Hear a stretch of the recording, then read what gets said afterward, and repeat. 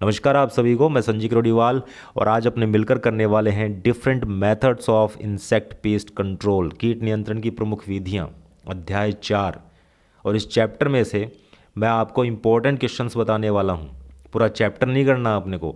ये उन स्टूडेंट्स के लिए जो डेली चिल्लाते रहते हैं कि हमें इम्पोर्टेंट दो, हमें इम्पोर्टेंट बताओ, कौन से क्वेश्चंस पूछे जा सकते हैं। तो उन बच्चों के लिए एक रात पहले पढ़ने की चीज़ें हैं ये। एग्ज़ाम से एक रात पहले आप इसको देख सकते हैं। पूरा चैप्टर नहीं बता रहा मैं आपको, क्या क्या पूछा जा सकता है और क्या क्या पूछा गया है उसके बारे में डिस्कस करने वाले हैं। चलिए स्टार्ट करते हैं। सबसे पहली बात, प्राकृतिक शत्रु दे रखे हैं यहाँ पर, नेचुरल एनिमीज़, जैसे कि चील है, कौवा है, मैना है, तीतर है, गिद्ध हैं, वल्चर वगैरह। कुछ कीड़े मकोड़े भी हो सकते हैं उसके अंदर जो दूसरे कीड़े मकोड़ों को मारकर खा जाते हैं। छिपकली, भालू है, मेंढक है, ये भी कीड़े मकोड़ों को खा जाते हैं। तो ये सब प्राकृतिक शत्रुओं में आते हैं। तो प्राकृतिक शत्रुओं में परजीव्याब आते हैं, परभक्षी कीट आते हैं और ये पक्षी आते हैं। परजीव्याब एक शब्द आता है यहाँ पर, पैरासिटोइड। ये पैरासिटोइड क्या चीज़ है, परजीव्याब क्या है? पैरासाइट ओवर द पैरासाइट को कहते हैं पैरासिटोइड। परजीव्याब किसको बोलेंगे? एक परजीवी के ऊपर, एक पैरासाइट के ऊपर दूसरा पैरासाइट आ गया है। जैसे एग्जाम्पल के तौर पे मैं आपको बता दूं कि एफिड लोइन है या लेडी बर्ड बीटल है, ये पैरासिटोइड है, ये मारकर खा जाते हैं एफिड को। और एफिड क्या है? खुद पैरासाइट है। एफिड या मोइला क्या चीज़ है? खुद पैरासाइट है जो मस्टर्ड की फसल को डैमेज कोज कर रहा है। इस मस्टर्ड के एफिड को खाने के लिए लेडी बर्ड बीटल आ गया है या एफिड लोइन आ गया है, तो वो एफिड लोइन पैरासिटोइड है, परजीव्याब है। उसके बाद आपको क्या याद करना है? भौतिक नियंत्रण दे रखा है, फिजिकल कंट्रोल दे रखा है। कुछ फिजिकल फैक्टर्स होते हैं, भौतिक कारक होते हैं जिनकी सहायता से अपने कीड़े मकोड़ों को कंट्रोल कर सकते हैं। प्रकाश के बारे में निपलिंग याद कर लेना आपको। निपलिंग नाम का एक बंदा था, उसने 1937 में एक रेडिएशन गामा किरणों का एक्सपेरिमेंट किया स्क्रू वर्म फ्लाई पर। एक इंसेक्ट का नाम है स्क्रू वर्म, और ये स्क्रू वर्म जो कीड़ा है उसको अमेरिका में कंट्रोल करने के लिए निपलिंग ने सबसे पहले विकिरण ऊर्जा, रेडिएशन, गामा किरणों का यूज़ किया था। ये याद करना आपको। आर्द्रता, जो अपने अनाज को स्टोर कर रहे हैं बोरियों में, टंकियों में, गोडाउन में, तो वहाँ पर खपरा बीटल आता है। वो स्टोरेज इंसेक्ट है जो बोरियों के अंदर पड़े अनाज को नुकसान करता है। वो अपने को खेतों में देखने को नहीं मिलता है। तो अगर अपने को उस खपरा बीटल से अपने अनाज को बचाना है तो अनाज की जो नमी है उसको 8 से 10% के बीच में रखा जाना चाहिए। इससे ज़्यादा अगर नमी रह गई उन बीजों के अंदर, दानों के अंदर, तो खपरा आता है। उसके बाद यांत्रिक नियंत्रण स्टार्ट हो चुका है, यांत्रिक विधियाँ, मैकेनिकल कंट्रोल। और इसमें अपने को याद करना है हस्तजाल। नायलॉन का बना हुआ नेट आता है, हस्तजाल होता है, जिसको अगर अपने फसलों के ऊपर लगा दें तो उड़ने वाले जो कीड़े मकोड़े होते हैं उनको अपने पकड़ सकते हैं या उनको ट्रैप कर सकते हैं। जैसे कि टिड्डा हो गया, गन्ने का पायरिला है, मिलीबग है, वो बैठ नहीं पाएंगे अपनी फसलों के ऊपर। और इम्पॉर्टेंट चीज़ है ट्री बैंडिंग, वृक्षों के तने पर पट्टी बांधना। अल्ट्राथिन चादर लेते हैं, अल्ट्राथिन का मतलब बहुत पतली चादर है ये, 400 गेज की, ये इसकी मोटाई दे रखी है। और इसको अपने आम के तने के चारों तरफ लपेट देंगे, जिससे क्या हुआ, जो चूर्णी मतकुण है, मैंगो जैसिड एक कीड़ा होता है, वो रेंग कर ऊपर चढ़ता है, तने से रेंग कर ऊपर चढ़ता है और आम की फसल को चौपट कर डालता है। तो उसको ऊपर पहुंचने से रोकना है अपने को। तो बीच में, अपने तने के बीच में अपने अल्ट्राथिन चादर लपेट देंगे। वो स्लिपरी होती है, फिसलन भरी होती है, जिससे वो फिसल कर नीचे गिर पड़ता है। ये आपको याद करना है।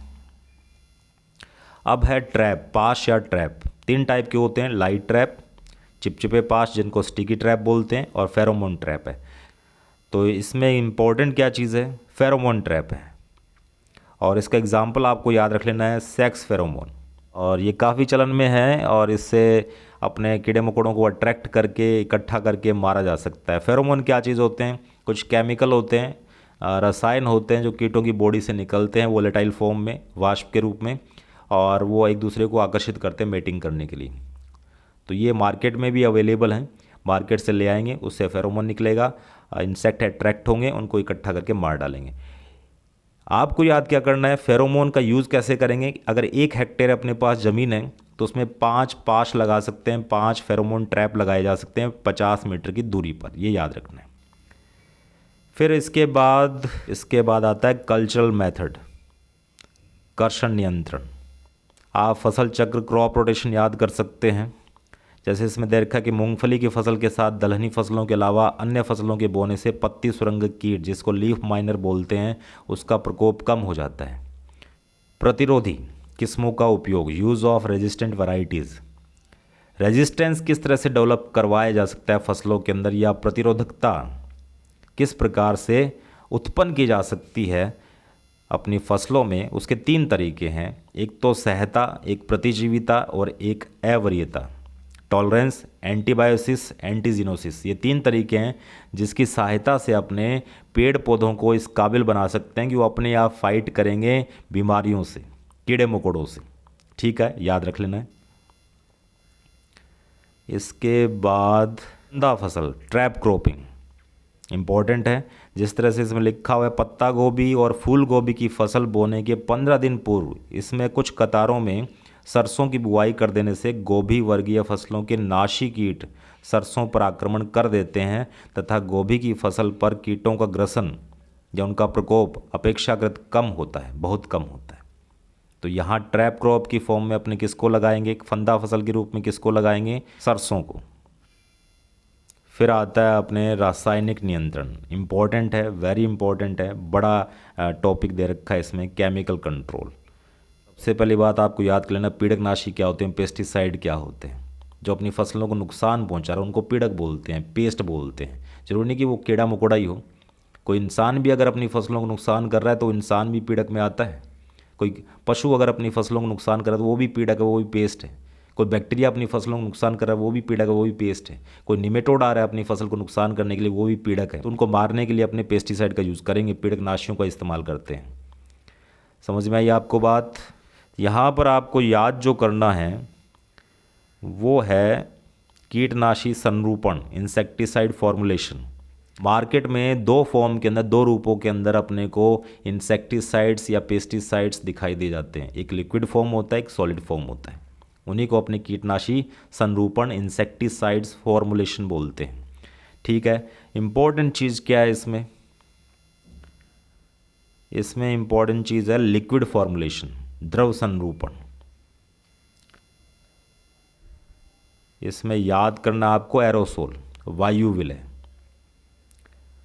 और इनको अपने हेलीकॉप्टर या फिर एरोप्लेन की मदद से फसलों के ऊपर छिड़काव करते हैं। इनको एरोसोल वायु विलय इसलिए बोला गया है कि हाई प्रेशर के साथ ये ऊपर से छोड़े जाते हैं एरोप्लेन से या हेलीकॉप्टर से, और जैसे ही वो हवा के कांटेक्ट में आते हैं और एक कोहरे जैसी, एक धुंध जैसी पतली परत बना लेती है, इसी को अपने एरोसोल बोलते हैं। और इसका बेस्ट एग्जाम्पल है, अगर अपने कंट्रोल करना चाहें टिड्डे का, लोकस्ट का, तो ये एरोसोल बेस्ट है। हेलीकॉप्टर का यूज़ क्यों कर रहे हैं, एरोप्लेन का यूज़ क्यों कर रहे हैं, क्योंकि टिड्डा है वो काफ़ी बड़े दल के साथ आता है और उनको चुन चुन के मारना है, तो अपने को ऊपर से ही बड़े एरिया में अगर अपने को स्प्रे करना है तो हेलीकॉप्टर का यूज़ करना पड़ेगा। फ्यूमिजेंट एग्जाम्पल आपको याद कर लेना है, एल्यूमिनियम फॉस्फोइड। इससे अपने चूहों को मार सकते हैं, धूमक जिनको बोलते हैं। और EDCT है, वो भी धूमक है। और एक और है EDB, वो भी धूमक है, याद कर लेना आपको। फिर है यहाँ पर दे रखा है कॉन्टैक्ट पॉइजन क्या होता है, संस्पर्श विष क्या होते हैं। जो कॉन्टैक्ट में आने के बाद मारते हैं कीड़े मकोड़ों को, उनको बोलते हैं संस्पर्श विष। और जो खाने के बाद जिनसे मौत होती है कीड़े मकोड़ों की, कि कीड़े मकोड़ों ने उनको खाया और उसके बाद उनकी मौत हो गई, तो वो होते हैं जठर विष या स्टमक पॉइजन। फिर धूमक बताई दिया अभी, ये दम घोट कर मारते हैं, दम घोटने के बाद कीड़े मकोड़ों को मार डालते हैं। फिर है फिजिकल पॉइजन, ये निर्जलीकरण करके मारते हैं, उनका डिहाइड्रेशन हो जाता है। जैसे ही ये जो फिजिकल पॉइजन है वो बॉडी में जाते हैं इंसेक्ट की, तो इंसेक्ट का जितना भी पानी है वो ख़त्म हो जाता है और पानी की कमी से वो मारे जाते हैं। जीव द्रव्य विष लिखा हुआ है, प्रोटोप्लाज्मिक पॉइजन। ये क्या चीज़ होती है, ये प्रोटीन को डीनेचर्ड कर डालते हैं, जो बॉडी का प्रोटीन होता है उसको ख़त्म कर डालते हैं, उससे मौत हो जाती है कीड़े की। रेस्पिरेटरी पॉइजन, वही दम घोट कर मारते हैं, श्वसन तंत्र पर अटैक करते हैं। नर्व पॉइजन इंपॉर्टेंट है, यहाँ पर एक एंजाइम का नाम दे रखा है acetyl choline esterase. Acetyl choline esterase नाम का एंजाइम होता है जो कि दो न्यूरॉन्स जो तंत्रिकाएं होती हैं उनके बीच में कम्युनिकेशन, कोऑर्डिनेशन, समन्वय स्थापित करने में इंपॉर्टेंट रोल प्ले करता है। अगर ये एंजाइम ना आए तो दो तंत्रिकाओं के बीच में, दो न्यूरॉन्स के बीच में कभी कांटेक्ट हो ही नहीं पाएगा और लकवा मार जाएगा। तो ये जो पॉइजन होते हैं वो इस एंजाइम को निष्क्रिय कर डालते हैं, इनहिबिट कर डालते हैं, ख़त्म कर डालते हैं एक तरह से। ये काम करना बंद कर देगा और काम करना बंद कर देगा तो लकवा हो जाता है, कीड़े मकोड़े को मार जाता है। फिर उसके बाद है इनऑर्गेनिक इंसेक्टिसाइड्स। इसमें एग्जाम्पल दे रखे हैं आर्सेनिक का, आपको याद कर लेना है लेड आर्सेनेट।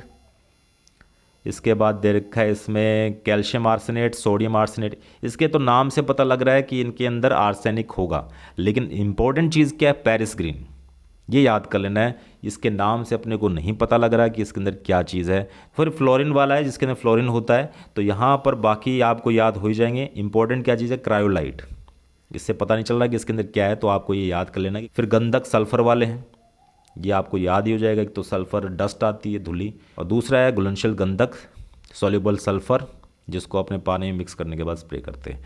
और फिर है फॉस्फोरस कंपाउंड, फॉस्फोरस यौगिक, जिनके अंदर फॉस्फोरस होता है, एल्यूमिनियम फॉस्फोइड, जिंक फॉस्फोइड, ज़्यादातर अपने इन चूहों को मारने के काम में लेते हैं।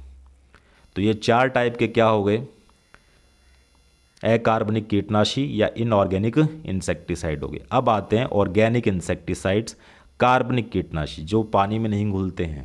उनको घोलना है तो अपने को कार्बनिक विलायक ऑर्गेनिक सॉल्वेंट का ही इस्तेमाल करना पड़ेगा, जैसे कि इथर हो गया, पैराफिन हो गया, आपका एल्कोहल हो गया, एसीटोन हो गया, इनके अंदर मिक्स हो जाते हैं वो। एग्जाम्पल देखिए यहाँ पर निरिस टॉक्सिन लिखा हुआ है, निरिस टॉक्सिन, जिसको मार्केट में बोला जाता है पाडान। तो ये निकाला गया है एक जानवर से, जानवर का नाम है निरिस। एनलिडा फाइलम का मेंबर होता है, केंचुए के साथ रखा जाता है, पानी में रहने वाला निरिस एक जानवर है। उसमें से एक टॉक्सिन निकाला जाता है, जहर निकाला गया, जिसको बोलते हैं निरिस टॉक्सिन, और इसको मार्केट में बेचा जाता है पाडान के नाम से। फिर दे रखा है प्लांट इंसेक्टिसाइड, जो पेड़ पौधों से इंसेक्टिसाइड अपने को मिलते हैं। एग्जाम्पल के तौर पर यहाँ पर पायरेथ्रम दे रखा है, क्राइसेंथेमम का मतलब गुलदाउदी होता है। तो एक तो है क्राइसेंथेमम सिनरेरिफोलियम और दूसरा है क्राइसेंथेमम कॉक्सिनियम। इनके फूलों को पीस कर इनका रस निकाला जाता है और उससे फिर पायरेथ्रम तैयार किया जाता है। ये एग्जाम्पल है किसका, प्लांट इंसेक्टिसाइड का, जो कि पेड़ पौधों से प्राप्त होता है। नीम भी रखा गया है इसमें। नीम का जो वैज्ञानिक नाम है वो एजेडिरेक्टा इंडिका है, और नीम के अंदर एजेडिरेक्टिन होता है, एक केमिकल सब्सटेंस है एजेडिरेक्टिन, जो कि एक इंसेक्टिसाइडल प्रॉपर्टी का केमिकल है, जो इंसेक्ट्स को मार सकता है, भगा सकता है। आपने देखा होगा कि अपने घरों में भी अनाज के अंदर नीम की पत्तियां रखते हैं, जिससे कीड़े मकोड़े भाग जाते हैं। तो याद रख लेना है एजेडिरेक्टिन, और उसी से बना है एजेडिरेक्टा इंडिका, ठीक है। फिर आपको याद करना है क्लोरोनित हाइड्रोकार्बन, क्लोरिनेटेड हाइड्रोकार्बन्स, जिनके अंदर क्लोरीन होता है।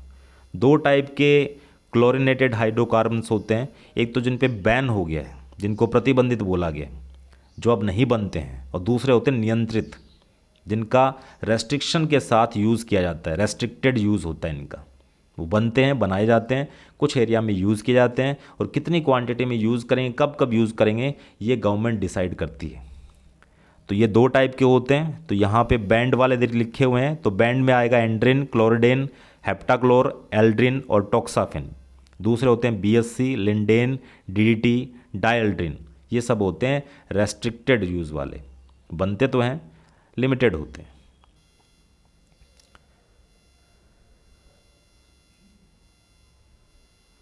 ये सब मैंने आपको बता ही दिया। फिर आपको क्या पढ़ना है,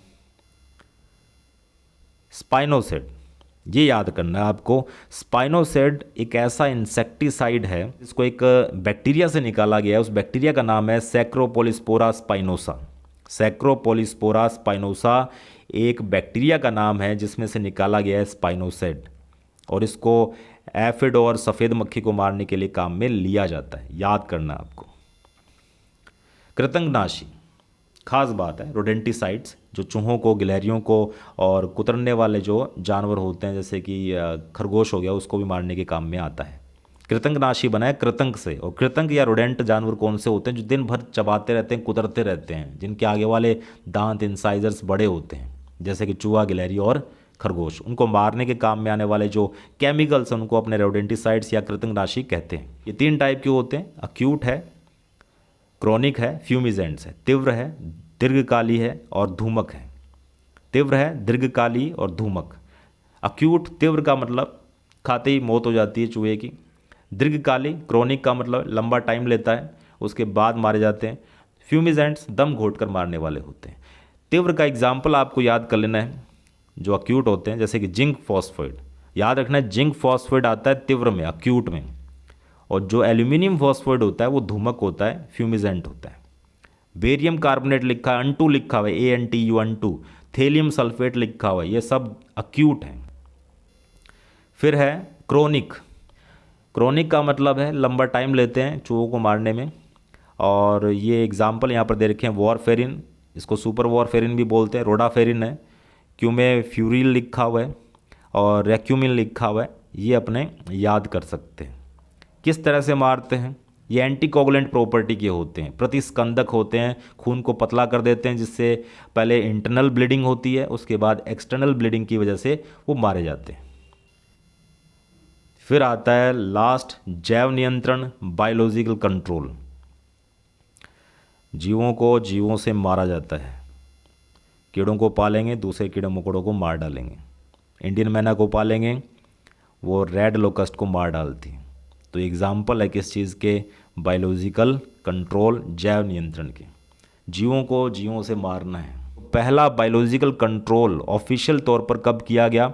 इंग्लैंड के अंदर 1927 में इंपीरियल ब्यूरो ऑफ एंटोमोलॉजी के अंतर्गत फार्नहेम हाउस प्रयोगशाला में क्या काम किया गया? एफिलिनस माली नाम का एक कीड़ा होता है, उसको पाला गया पैरास्टोइड की फॉर्म में, और वो मार डालता है फिर वुली एफिड को। सेब के अंदर एक कीड़ा लग जाता है, इसका नाम है वुली एफिड। उसको मारने के लिए एफिलिनस माली नाम के परजीव्याल एक कीड़े को तैयार किया गया, लैब के अंदर ग्रो करवाया गया, कल्चर तैयार किया गया उसका। तो ये पहला व्यवस्थित कार्य था, पहला ऑफिशियल काम था बायो कंट्रोल का, 1927। और स्टेनहोस नाम का एक इंसान था जिसने 1949 में सबसे पहले माइक्रोब्स का यूज़ किया, बैक्टीरिया वायरस का यूज़ किया कीड़ों मकोड़ों को मारने के लिए। इसके बाद समाकलित कीट प्रबंधन, इंटीग्रेटेड पेस्ट मैनेजमेंट, इसकी परिभाषा पूछी जा सकती है। समाकलित नाशक कीट प्रबंधन का अर्थ क्या है? इसका मतलब है कि अपनों ने 5 विधियां पढ़ ली, 5 मेथड पढ़ लिए कीड़े मकोड़ों को काबू करने के लिए। पहला अपनों ने पढ़ा था भौतिक नियंत्रण, फिजिकल मेथड। उसके बाद मैकेनिकल पढ़ा, यांत्रिक विधियाँ। उसके बाद कल्चरल पढ़ लिया। उसके बाद अपनों ने केमिकल पढ़ा। अभी अपनों ने कंप्लीट किया किसको? बायोलॉजिकल को। तो ये 5 मेथड है, इन पांचों मेथड को एक साथ अपने काम में लेकर किसी भी कीड़े मकोड़ों को मारेंगे, काबू करेंगे, तो उसे कहेंगे समाकलित कीट प्रबंधन, इंटीग्रेटेड पेस्ट मैनेजमेंट। यहाँ पर 2 साइंटिस्ट के नाम आपको याद कर लेने हैं। 1956 में बार्टलेट ने सबसे पहले इंटीग्रेटेड पेस्ट कंट्रोल शब्द का प्रयोग किया, समाकलित नाशक कीट नियंत्रण का प्रयोग किया। और इंटीग्रेटेड पेस्ट मैनेजमेंट, समाकलित नाशक कीट प्रबंधन का सबसे पहले प्रयोग किया गियर ने 1970 में। ये 2 नाम याद करने, गियर और बार्टलेट। उसके बाद आर्थिक दहली स्तर 1 नंबर में पूछा जा सकता है। आर्थिक दहली स्तर क्या है? किसी भी इंसेक्ट की पॉपुलेशन की वो डेडलाइन है, वो एक नियंत्रण रेखा है जिनसे अधिक अगर इन इंसेक्ट की पॉपुलेशन हो जाए तो नुकसान करना प्रारंभ कर देते हैं। और जब तक उनकी पॉपुलेशन, उनकी जनसंख्या आर्थिक दहली स्तर तक ना पहुँचे तब तक उनको काबू नहीं करना है अपने को, तब तक उनको कंट्रोल नहीं करना, उनको नहीं मारना है, वरना क्या हो सकता है? इकोसिस्टम इम्बैलेंस हो सकता है। ठीक है। फिर लास्ट में छिड़काव और बुरकाव के यंत्र दे रखे हैं। हस्तचलित नैपसेक स्प्रेयर का डायग्राम दे रखा है। नैपसेक स्प्रेयर से जो पहला क्वेश्चन बनता है वो ये कि ये किस प्रिंसिपल पर, किस सिद्धांत पर काम करता है? तो अपने बोलेंगे हाइड्रोलिक प्रेशर पर काम करता है। ये द्रव चलित दाब पर काम करता है, हाइड्रोलिक प्रेशर पर काम करने वाला इक्विपमेंट है। दूसरा है हैंड रोटरी डस्टर। इसके अंदर पानी नहीं पड़ता, इससे डस्टिंग की जाती है, सूखा पाउडर डाला जाता है इंसेक्टिसाइड का और ब्लोअर की मदद से उसको डस्ट किया जाता है प्लांट्स के ऊपर। इससे भी ये सवाल बनता है कि किस प्रिंसिपल पर काम करता है, कैसे काम करता है, तो अपने बोलेंगे ये निर्वात पर काम करने वाला यंत्र है, वैक्यूम प्रेशर पर काम करने वाला इक्विपमेंट है। और इसमें 3 पार्ट्स होते हैं, गियर बॉक्स होता है, उसके बाद इसमें होपर होता है, इसको टंकी बोलते हैं, और तीसरा होता है ब्लोअर पंखा। होपर है उसमें अपने 4 से 6, जो टंकी है होपर, उसमें अपने 4 से 6 किलो पाउडर डाल सकते हैं इंसेक्टिसाइड का। और ये जो अपना पहले वाला नैपसेक स्प्रेयर था, इसकी जो वॉल्यूम कैपेसिटी होती है, इसमें कितना लीटर अपने इंसेक्टिसाइड डाल सकते हैं वहाँ लिखा हुआ है, 10 से लेकर 30 लीटर तक। और नॉर्मली ये देखने को मिलती है 10 से 16 लीटर तक की टंकी इसकी आती है। तो उम्मीद करता हूँ ये सेशन आपको समझ में आया होगा। कोई क्वेरी है तो आप पूछ सकते हैं। तब तक के लिए बने रहिए, टिके रहिए एंड इनहेल बायोलॉजी।